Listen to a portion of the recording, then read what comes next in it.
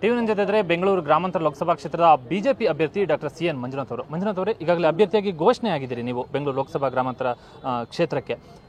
ಎರಡನೇ ಇನ್ನಿಂಗ್ಸನ್ನು ಸ್ಟಾರ್ಟ್ ಮಾಡ್ತಾ ಇದ್ದೀರಿ, ಶಿಫ್ಟ್ ಆಗಿದ್ದೀರಿ ನೀವು ರಾಜಕೀಯ ಕ್ಷೇತ್ರಕ್ಕೆ. ಅಷ್ಟು ಸುಲಭವಾಯಿತು ನಿಮಗೆ ತೀರ್ಮಾನವನ್ನು ತಗೊಳ್ಳೋದು?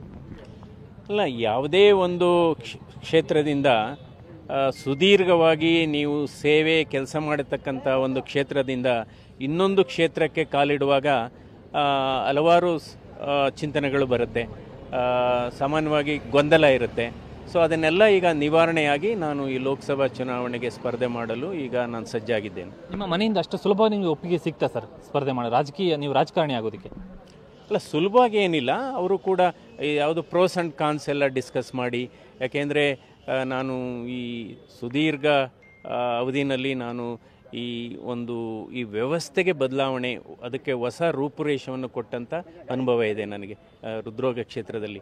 ಸೊ ಅದರಿಂದ ಈ ಕ್ಷೇತ್ರ, ಅದರಲ್ಲೂ ಕೂಡ ಈಗ ಜನವರಿ 31 ನಾನು ರಿಟೈರ್ಡ್ ಆದಮೇಲೆ ಸೊ ಹಲವಾರು ಜನ ನನಗೆ ಪಕ್ಷಾತೀತವಾಗಿ ಎಲ್ಲ ವರ್ಗದ ಜನರುಗಳು, ಅದರಲ್ಲಿ ವೈದ್ಯರುಗಳಿದ್ದಾರೆ, ಅದರಲ್ಲಿ ತಜ್ಞರಿದ್ದಾರೆ, ಅದರಲ್ಲಿ ಸಾಮಾನ್ಯ ಜನರಿದ್ದಾರೆ.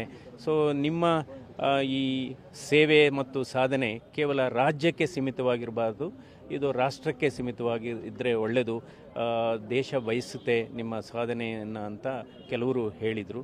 ಹೀಗಾಗಿ ನಾನು ಕೊನೆಗೆ ಇದು ಸಜ್ಜಾಗಿದ್ದೇನೆ. ನೀವು ಜನಪ್ರತಿನಿಧಿ ಆಗಬೇಕು ಅನ್ನುವಂಥ ತೀರ್ಮಾನ ಯಾವಾಗ ತಗೊಂಡ್ರಿ ನೀವು? ಅಂದರೆ ಇತ್ತೀಚೆಗೆ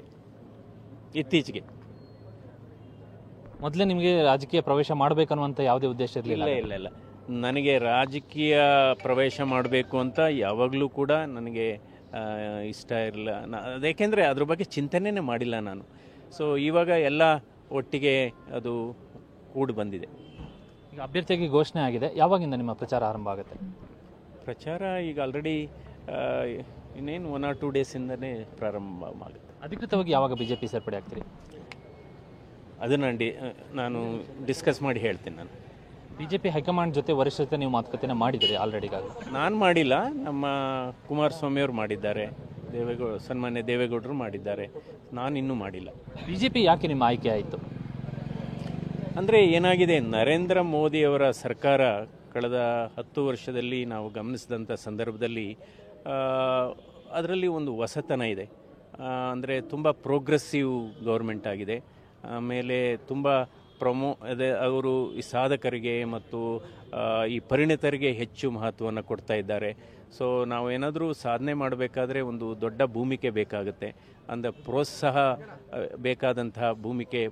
ಕೊಡುವಂಥ ಭೂಮಿಕೆ ಬೇಕಾಗುತ್ತೆ. ಅಂಥ ಭೂಮಿಕೆ ಇವತ್ತು ನರೇಂದ್ರ ಮೋದಿಯವರ ಸರ್ಕಾರದಲ್ಲಿ ಸಿಗುತ್ತೆ ಎನ್ನುವ ವಿಶ್ವಾಸ ನನ್ನಲ್ಲಿದೆ. Thank you sir.